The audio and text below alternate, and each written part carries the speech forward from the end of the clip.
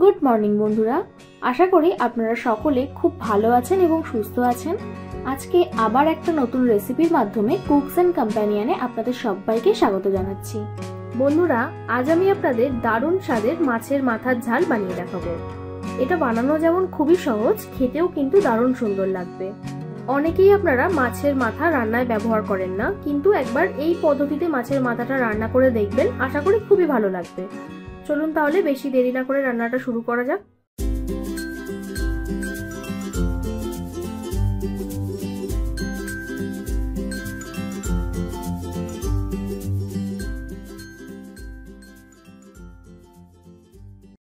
প্রথমে আমি 3টে আলু এরকম লম্বা লম্বা করে কেটে নিচ্ছি। আপনারা এই রান্নাটা সম্পূর্ণ আলু ছাড়া বানাতে পারেন, তাতে স্বাদের কোনো বদল হবে না।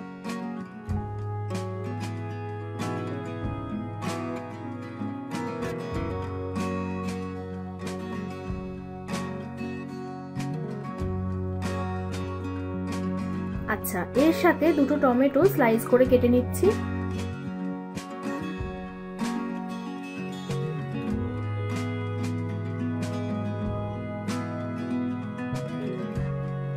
তারপর 2টো পেঁয়াজ একদম ছোট ছোট করে কুচি করে নেব।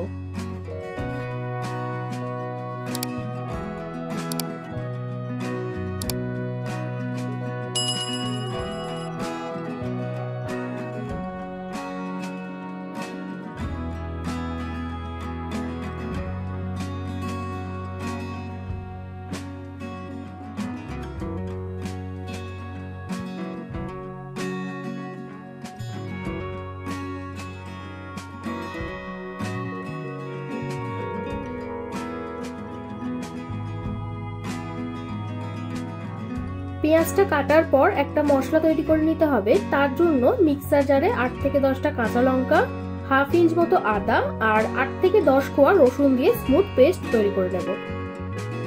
এই দেখুন, মশলাটা একদম রেডি। এবার কড়াইতে সর্ষের তেল দিয়ে তেলটা ভালো করে গরম করে মাছের মাথাগুলো ভেজে নেব। এখানে আমি পোনা মাছের মাথা ব্যবহার করেছি। মাছের মাথাগুলো ভাজার আগে এতে অবশ্যই একটু নুন হলুদ মাখিয়ে রাখবেন।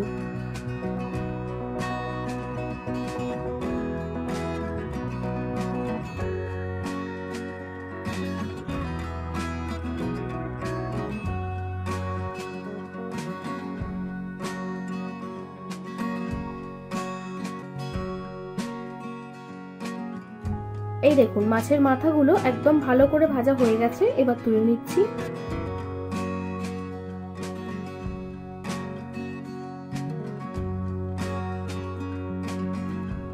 তারপর ওই মাছের তেলেই সামান্য নুন হলুদ দিয়ে আলুগুলো ভেজে নেব।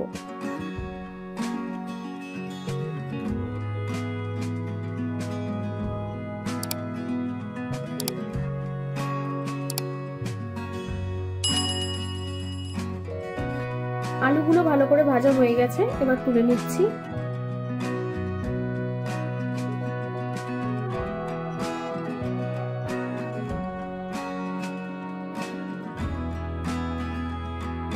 এবার এতে একটা তেজপাতা, একটা দারচিনি ও 2টো এলাচ দিয়ে পেঁয়াজ কুচিগুলো ভালো করে ভেজে নেব।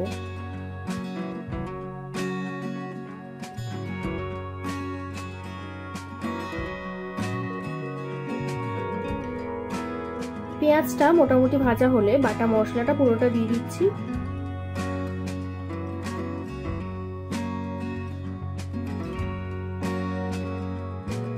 খানিকক্ষণ পর স্বাদমতো নুন, 1 টিস্পুন চিনি, 1 টিস্পুন হলুদ গুঁড়ো আর 1 টিস্পুন লঙ্কা গুঁড়ো দিয়ে মশলাটা ভালো করে কষাবো।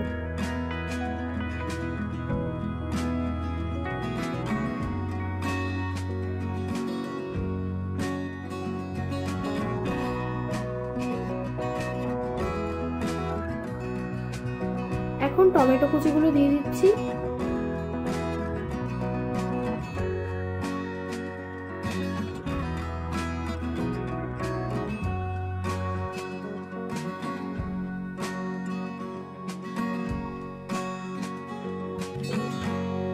তারপর তেল ছাড়তে শুরু করলে জল দিয়ে দিয়ে কষাবো।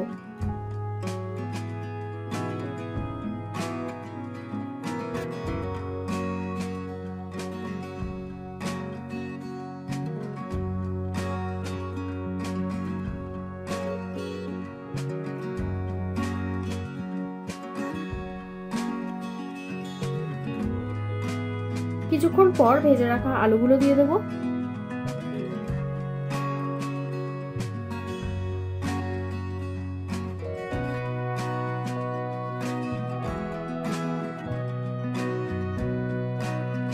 আলু দিয়ে কষানোর পর মাছের মাথাগুলো দিয়ে একটু নাড়াচাড়া করব।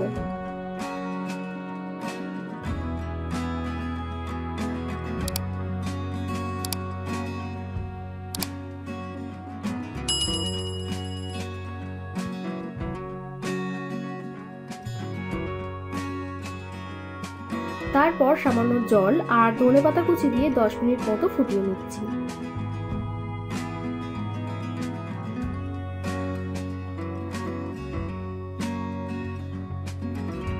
ঠিক এই পর্যায়ে আমি 1 টিস্পুন ভাজা মশলা অ্যাড করছি।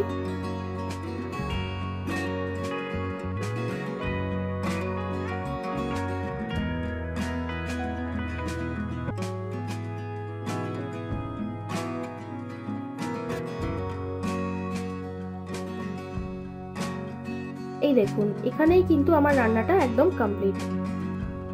বুঝতেই পারলেন কতটা সহজে তৈরি হয়ে গেল। এবার ঝটপট এটা বাড়িতে বানিয়ে আমাকে অবশ্যই জানাবেন। ভিডিওটা ভালো লাগলে একটা লাইক করবেন আর সাবস্ক্রাইব করে আমাকে আরো উৎসাহ দিন, যাতে এই রকম ভালো ভালো রেসিপি আপনাদের কাছে প্রতিনিয়ত আনতে পারি। আমি রান্নায় যা যা উপকরণ ব্যবহার করেছি সেগুলো আপনারা ডেসক্রিপশনে পেয়ে যাবেন। আমার বানানো রান্নাগুলো এতক্ষণ সময় নিয়ে দেখার জন্য আপনাদের সকলকে অসংখ্য ধন্যবাদ। ভালো থাকবেন, সুস্থ থাকবেন, আবার দেখা হবে নতুন কোনো রেসিপির সাথে।